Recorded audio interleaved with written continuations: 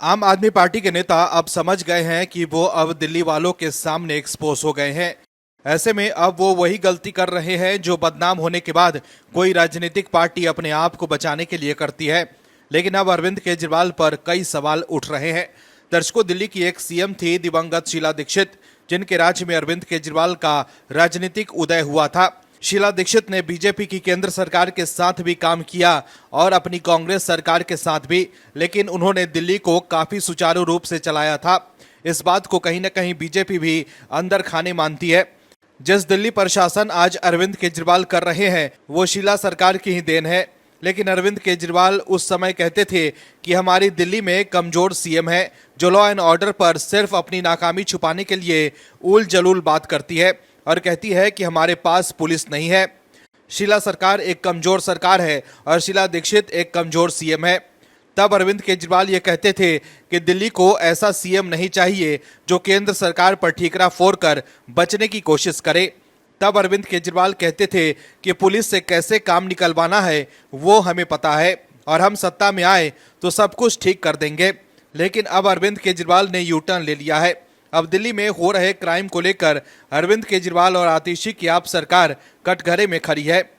जनता पूछ रही है कि आप कहते थे कि शीला सरकार सिर्फ अपनी नाकामी छुपाने के लिए लॉ एंड ऑर्डर के नाम पर अपना पीछा छुड़ाती है और आपके पास तो तब उपाय थे, तो अब क्या हुआ? आज दिल्ली की सरकार लॉ एंड ऑर्डर पर एलजी का रोना रो रही है, लेकिन अब वो खुद ही घिर गए हैं। कैसे, बताते हैं आपको इस रिपोर्ट में।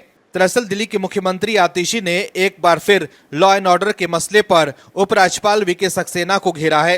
राष्ट्रीय राजधानी में क्राइम को लेकर सीएम आतिशी ने चिंता जाहिर की है। आतिशी ने आरोप लगाते हुए कहा है कि एलजी का काम सिर्फ दिल्ली सरकार के काम को रोकने का रह गया है। लॉ एंड ऑर्डर को लेकर कोई ध्यान नहीं दिया जा रहा है। दिल्ली में हो रहे क्राइम पर सीएम आतिशी ने कहा है कि दिल्ली में जमीन, लॉ एंड ऑर्डर और पुलिस एलजी की जिम्मेदारी है।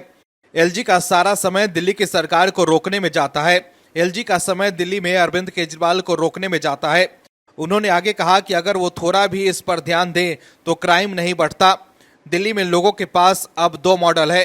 पहला, आम आदमी पार्टी की सरकार जो मूलभूत सुविधाओं में मुफ्त देती है, और दूसरा मॉडल बीजेपी के एलजी का है जिसमें क्राइम और लॉ एंड ऑर्डर की खराब स्थिति है।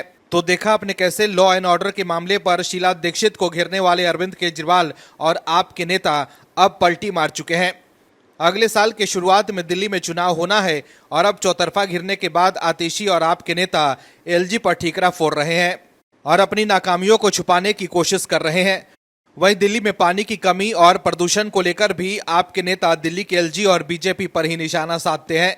ऐसे में जब दिल्ली की सभी समस्याओं को दूर बीजेपी की केंद्र सरकार ही करेगी, तब दिल्ली के लोग आपको क्यों चुनेंगे?